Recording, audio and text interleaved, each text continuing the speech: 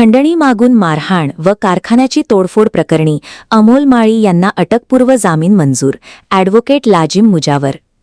तारदाळ येथील RCM group या कापड कारखान्यात खंडणी मागून मारहाण व तोडफोड केल्याप्रकरणी दाखल गुन्ह्यातील संशयित अमोल माळी यांना इचलकरंजी येथील माननीय जिल्हा व सत्र न्यायालयाने सशर्त अटकपूर्व जामीन मंजूर केला.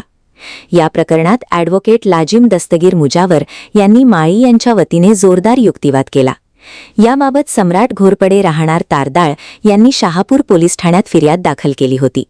फिर्यादीनुसार आरसीएम ग्रुप या कापड कारखान्यातील मेंडिंगचे काम कोणाला विचारून घेतलेस, हा कारखाना आमच्या एरियात असून हे काम आम्हीच करणार, तुला काम करायचे असेल तर दरमहा 30,000 रुपये द्यावे लागतील, अशी धमकी देण्यात आली होती.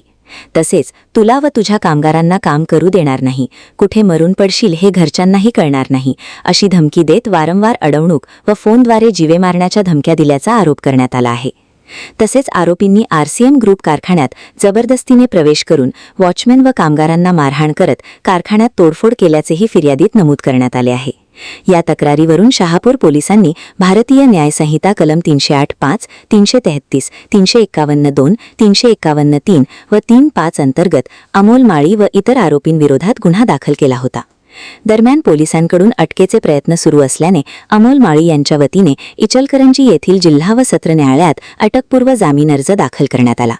यावेळी ॲडव्होकेट लाजिम मुजावर यांनी न्यायालयात युक्तिवाद करताना अमोल माळी यांचा कथित खंडणी मागणी किंवा कारखान्यातील तोडफोडीशी प्रत्यक्ष अथवा अप्रत्यक्ष कोणताही संबंध नाही, फिर्याद ही रचनात्मक व उशिराने दाखल करण्यात आली असून गुन्ह्यात माळी यांचा सहभाग असल्याचा ठोस पुरावा तपास यंत्रणेकडे उपलब्ध नाही, तसेच यांच्याकडून कोणतीही जप्ती अथवा विशेष चौकशी आवश्यक नसल्याने अटकपूर्व जामीन मंजूर करण्यात यावा, अशी मागणी केली.